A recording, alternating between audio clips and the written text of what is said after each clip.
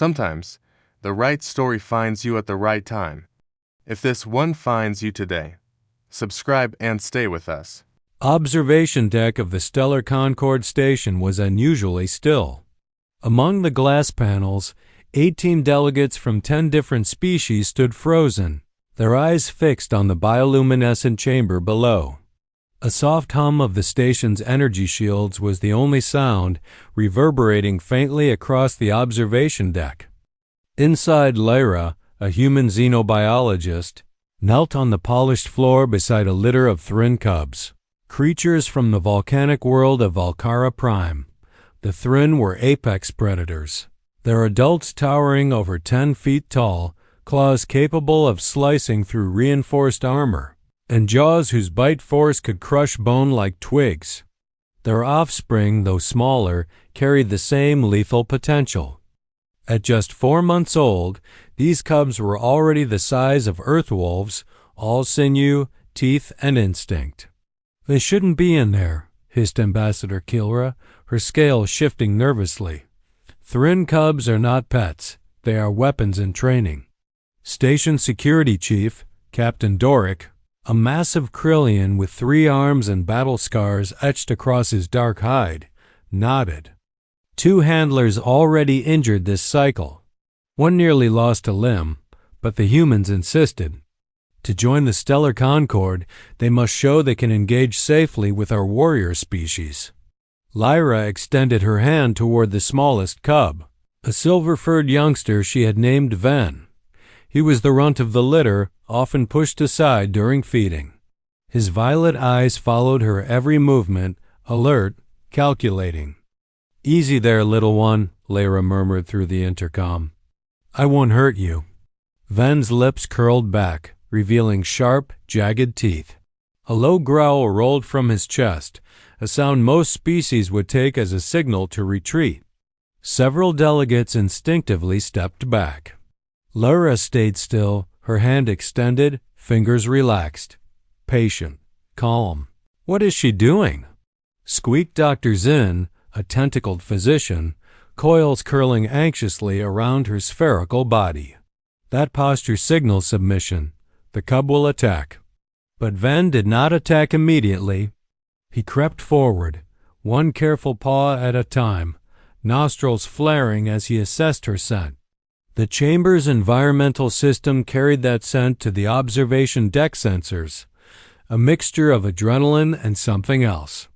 Something the automated translator labeled as trust pheromones. Lyra remained still.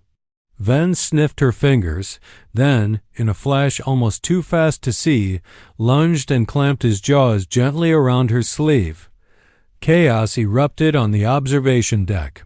"Security, deploy," Captain Doric barked. "No," shouted Dr. Soren, the other human delegate. "Wait, look at her." All eyes snapped back to the chamber. Lyra did not scream. She did not pull away. Instead, she tugged back gently, allowing the cub to feel resistance, playful but controlled. Her smile widened, and she emitted a sound somewhere between a laugh and a soft growl. "She's playing?" Kilra whispered.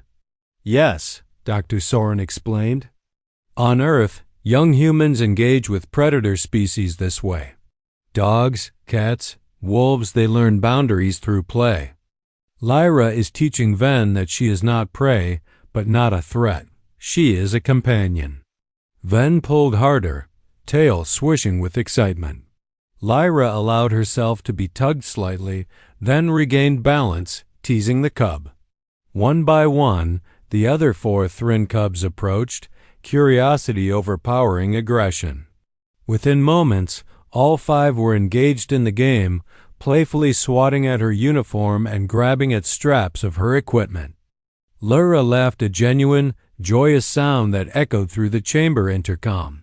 She released Ven's grip and reached for another cub, initiating a gentle wrestling match.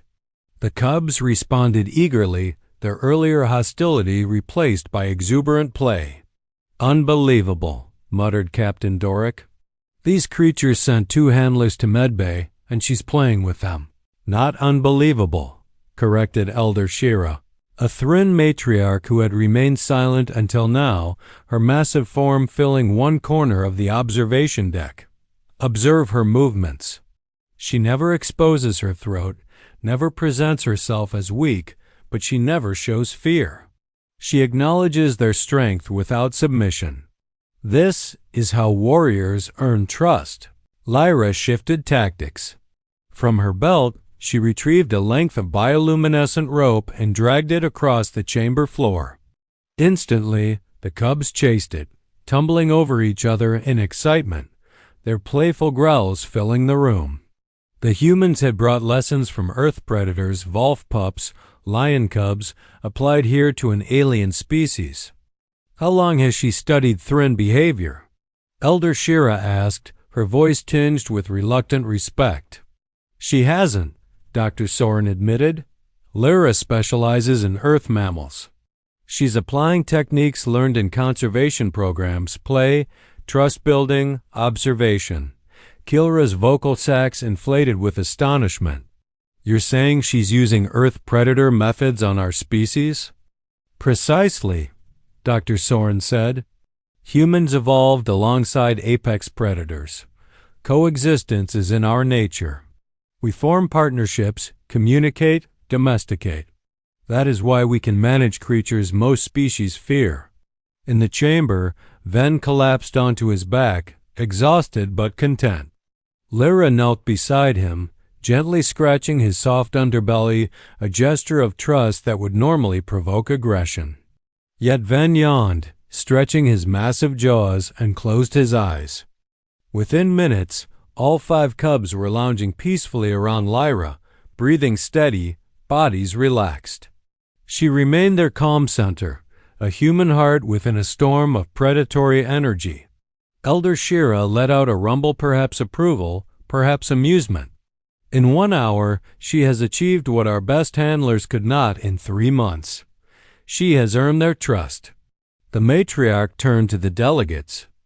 I withdraw my objection to Humanity's Council membership.